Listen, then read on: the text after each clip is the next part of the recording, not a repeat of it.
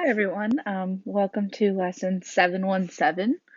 Please take out your notes and your Chromebooks and open them to the ebook 717 in CP/M. I'll link it in the description box below. And also title your notes with this title, 717, What is tangent? Go ahead and pause the video and get all of these things done. Now that you have your notes titled and your CP/M ebook ready to go, let's go ahead and read the introduction right here, starting with in the past several lessons. Go ahead and pause the video to read the introduction. Now that you've read the introduction, go ahead and read number 799, 7-99, and part A. Go ahead and pause the video and read those two parts. Now that you've read the introduction, go ahead and read number 799, 7-99, and part A. Go ahead and pause the video and read those two parts. If you're struggling with this problem, go ahead and ask yourself, what 2 points on the line do you know? What 2 points on the radius do you know? Just from your unit circle, what 2 points do you know? Go ahead and take a minute to think about this if you're having a hard time, and pause the video and see if you could answer this question. So let's go ahead and go over this question. The 2 points that we know are the origin, 0, 0, right here, and the point touching the circle, which, as we talked about in class, would be cosine of pi over 10, comma, sine of pi over 10. So now that we have 2 points, we can write our slope. How can we write your slope if you know these 2 points? Go ahead and pause the video and try to write your slope.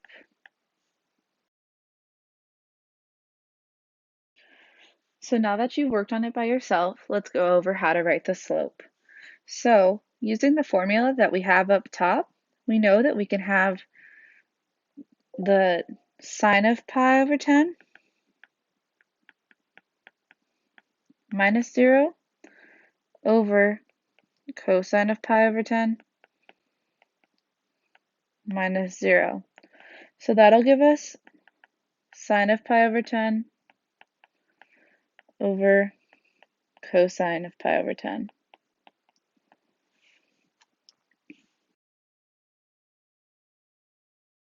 Once you've finished part A and you've checked your answer, go ahead and read part B. Pause the video and read part B now. Is there any other way? Now that you've read part B, think about, is there any other way you can use a trigonometric ratio to represent the slope? What they mean by trigonometric ratio would be a trig function like tangent, cosine, and sine, either them by themselves or a fraction using 2 or more of them. Is there another way you can represent slope? Think about this and try to answer the question on your own. Go ahead and pause the video and do this now. Now that you've thought of this question on your own, go ahead and try to answer this question in your own head to help you along with the problem. What sides of the triangle do we use to find slope? So we have this triangle, we have the base, we have the height, and we have the hypotenuse. Remember, the angle we're talking about is right here. So we have our opposite, our adjacent, and our hypotenuse. Which sides do we use to find the slope of our radius? Go ahead and think about this question. Pause the video to think about this question now. Now that you've thought about this question on your own, let's go ahead and talk about it. When we're talking about slope, we talk about the rise over the run. In this case, our rise would be this line right here, so our opposite. And our run would be this side right here, so our adjacent. So we have opposite over adjacent. Is there a trig function that uses opposite over adjacent? Go ahead and think about this and pause the video to try and answer this question. Now that you have had time to work on this problem on your own, let's talk about it. If you look back on SOHCAHTOA, we know that sine is opposite over hypotenuse, cosine is adjacent over hypotenuse, and tangent is opposite over adjacent.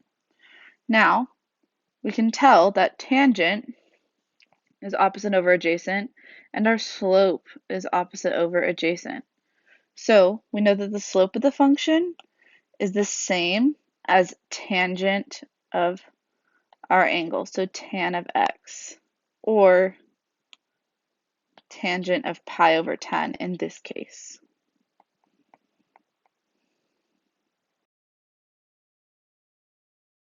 So let's go ahead and review problem 99. In part A, we were asked to find how we can express the slope of the radius in terms of sine and cosine. To do this, we found the rise over run using 2 points. We knew that we had one point at 0, 0, and the other at cosine of pi over 10, sine of pi over 10. This allowed us to find that the slope was equal to sine of pi over 10 over cosine of pi over 10. In the second problem, we were asked to find another trigonometric ratio to represent the slope. So we asked ourselves, what sides of the triangle do we use to find slope? And discovered that we used opposite over adjacent, which is the same as tangent. So we knew that our slope was equal to tangent of pi over 10.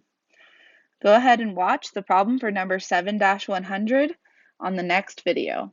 If you have any questions, be sure to log in to Google Meets Monday through Friday from 11 a.m. to 12 p.m. Thank you. I hope you're doing well. Have a nice day.